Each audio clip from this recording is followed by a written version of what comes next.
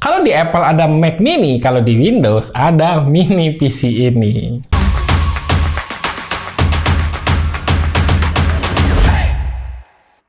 Hai, apa kabar? Ya, jadi di video kali ini saya tuh mau bahas mengenai mini PC ini, yakni adalah ASRock Jupiter X300. Jadi mini PC ini tuh bisa dibilang mini PC rakitan juga sih sebenarnya, karena dia tuh ada beberapa part yang dijual terpisah. Jadi ya kita bisa pilih part-part yang sesuai dengan kebutuhan kita layaknya rakit PC pada umumnya. Nah, untuk rakit PC itu di Agustus ya, di akhir-akhir ini, Agustus 2022 tuh sebenarnya udah lumayan enak. Karena harga komponen itu udah lumayan turun, terutama untuk harga VGA. Tapi, apakah mini PC ini tuh tetap menarik? Menurut saya, ini tuh punya daya tertarik sendiri ya, daya tarik sendiri.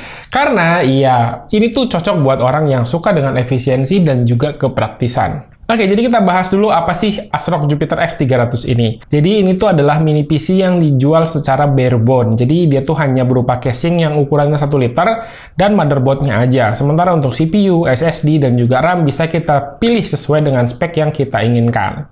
Nah, sebelum lebih lanjut lagi, ASRock Jupiter X300 ini punya bentuk kotak dengan panjang dan lebar di 178 mm dan ketebalan di 34 mm aja. Jadi ini tuh PC yang super imut. Untuk konektivitas dia disediakan cukup banyak ya sama ASRock. Ini tergolong lengkap untuk ukurannya yang sangat kecil.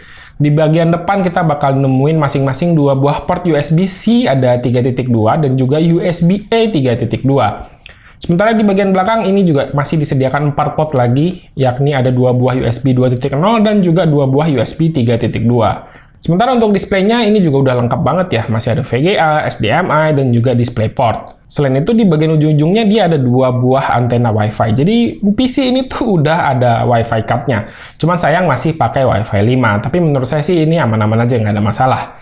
Tapi kalau kalian lebih suka pakai koneksi internet kabel, tenang, masih ada disediakan 1 port buat RJ45. Untuk kelengkapan paket penjualan PC-nya, jadi kita bakal dapat si PC-nya ini sendiri, terus juga ada vertical stand yang buat ngediriin si PC-nya, terus ada power adapter yang kapasitasnya di 90 watt, dan juga ada gantungan adaptor gitu, yang gunanya adalah untuk nempelin PC ini di belakang monitor, jadi masukin atau pasang di VESA mount-nya. Jadi ini tuh bakal lebih praktis lagi.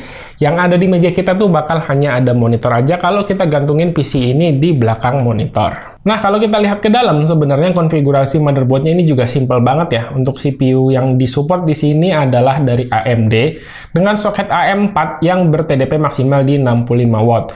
Jadi artinya kalau mau pakai Ryzen 7 5700G juga sebenarnya masih bisa banget. Kebetulan saya di sini adanya Ryzen 5 5600G yang ya udah langsung aja saya pasang di mini PC ini. Oh ya, buat kalian yang mungkin awam, pastikan kalian beli CPU dari AMD ini yang ada APU-nya ya, atau yang ada integrated grafik dalam si CPU-nya. Atau simpelnya kalian beli aja yang ada kode G di akhir nama dari si CPU-nya. Terus untuk RAM dia di sini menggunakan RAM SODIMM atau RAM laptop yang disediakan 2 buah slot dengan speed maksimal di 3200 MHz.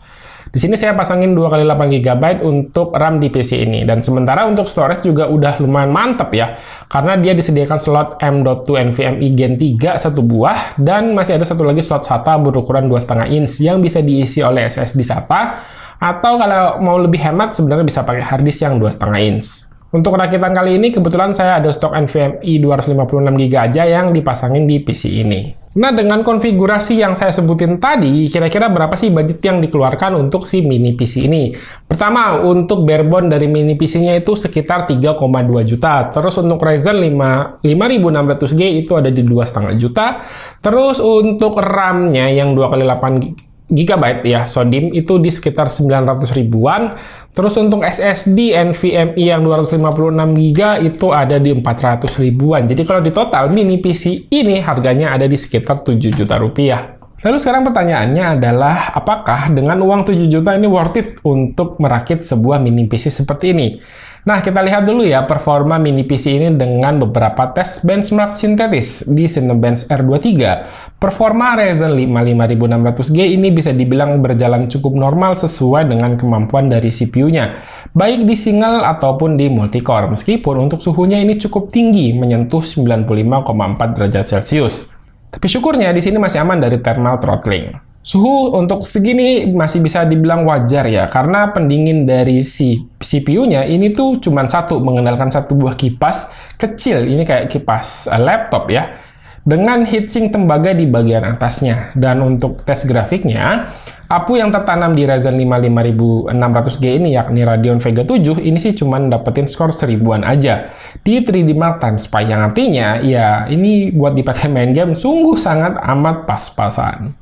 Oke, langsung aja ya, saya tes kemampuan PC ini untuk digunakan kebutuhan sehari-hari. Pertama, apakah Radeon Vega 7 ini bisa dipakai buat render video di Premiere Pro? Jawabannya bisa. Cuman seberapa kencang? Nah, dengan video asli 4K ya, ini file mentahnya 4K di-render ke resolusi 2K berdurasi 5 menit. Ini tuh video yang biasa saya jadikan benchmark untuk video-video rakitan PC sebelumnya. Di sini membutuhkan waktu 10 menit 12 detik, yang artinya 2 kali lipat dari durasi asli si video.